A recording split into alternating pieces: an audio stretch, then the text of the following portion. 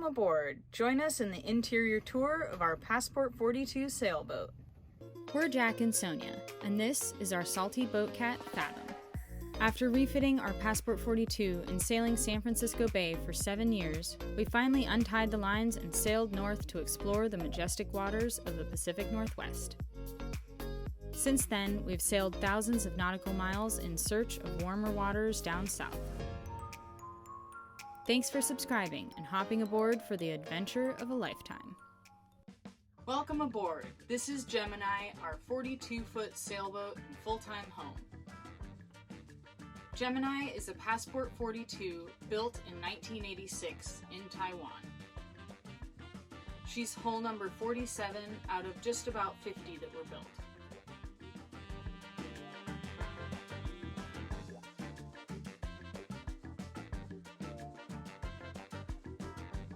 Let's head on down below and take a tour of the interior, starting with the V-berth.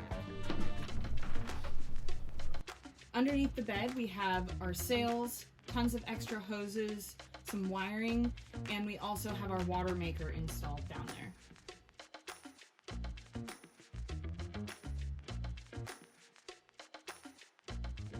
This bed is huge for this size of boat. It's actually a California King at the widest point, and then it gets smaller as it goes forward towards the bow. We sleep here most of the time. We have tons of cabinetry for clothing storage and bedding and that kind of stuff. We've got a couple hanging lockers. And in here we've got our Mantis scuba compressor. We have 2 opening port lights in the V-berth, which give us great ventilation and lots of natural light, as well as our deck prism light here that gives us a lot of natural lighting into the berth. Right here we have our head, or our bathroom.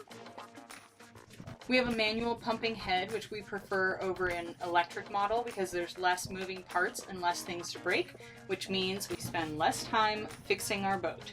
So really simple system, it works great. We've got our little sink.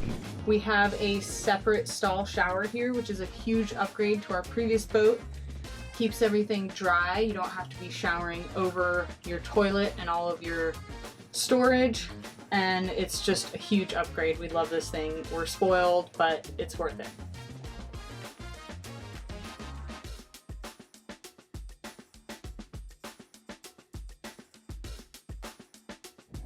Moving aft, we have our salon living room area. It's nice and spacious. We love having many guests on board, having dinner parties. We do a lot of computer work and we hang out here and watch TV a lot of nights. And it's just a great, open, spacious place to hang out and enjoy. We have tons of storage under all of these seats and the backs of the seats, and that's just great because we have food and boat parts and batteries and all sorts of stuff, and it's just, on a boat you need every inch of storage you can get.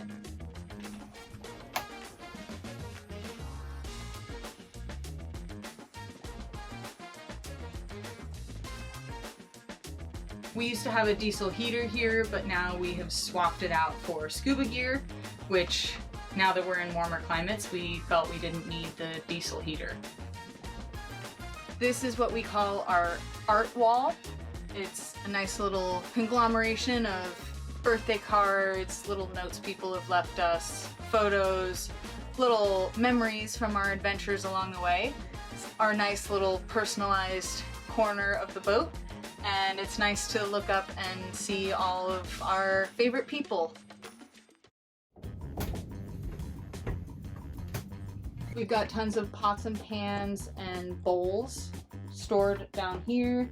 We've got engine access, and in the galley we've got our top-loading fridge, but we also have a vertical door that opens to the side of the fridge here. Over here we have our fridge freezer side.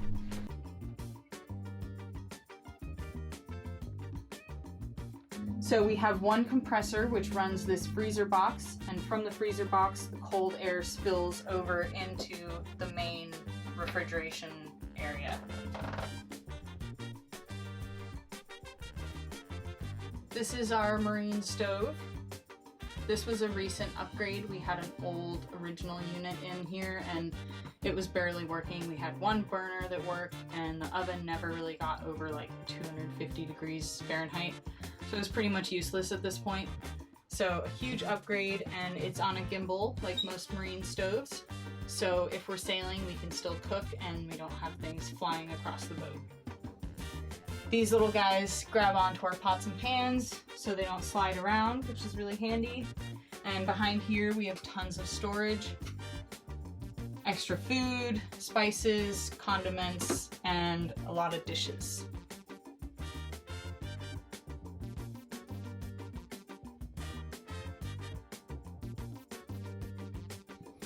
This is what we call the snack hole. It's pretty much a dry pantry storage area, and it is full of goodies. Dried fruits, nuts, snacks, granola, you name it, we got it. This used to hold our microwave and we barely ever used it, so we took it out and we replaced it with pots and pans and our teapot, and it's been a great use of space. We use this little nook all the time. Down here we've got our silverware and our plates and bowls. And on this side we have even more engine access. This is our aft cabin. It serves as a guest cabin for anyone who comes to visit us, but it also serves as our seagoing berth. When we are underway, we love sleeping back here because it's nice and tucked in, it's really cozy, and we have great communication access to whoever is on watch in the cockpit. This is a quarter berth. It's a single bed, but we barely ever use it as a bed since we rarely have that many people on board. But we do use it a lot for storage. Obviously, we call it the garage because it's full of random things we need to put somewhere. We've got all of our fishing gear, a couple extra books. This little secret nook is our extra stash of spices and seeds. It's got our little baking scale and a ton of little goodies in here. And then we've got some safety items. This is our protection system on board. We've got some wasp spray, and we have flares, horn, and a couple other little safety items. This cabinet is for all of our foul weather gear and our life jackets and our sailing boots. It's nice to have them close to the companionway, so if we're really wet and we're getting off watch, we're not tracking all that salt water into the boat. We're keeping it here, we're letting it dry, and it's kind of contained. This is our nav station. We've got tons of office supply storage down here. We do all of our navigating, a lot of computer work here. We've got our chart plotter and an extra display here, our VHF.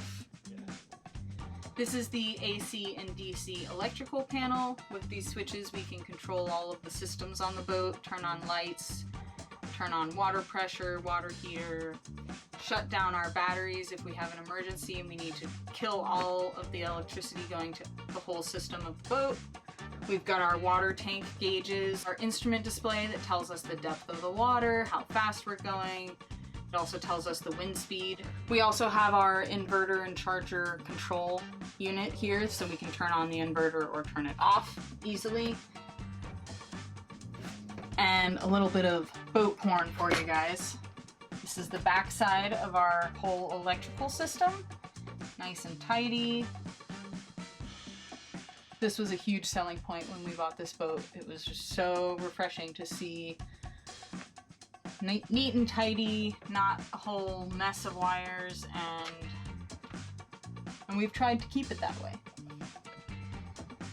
One really nice feature of our boat is this long, continuous grab hold.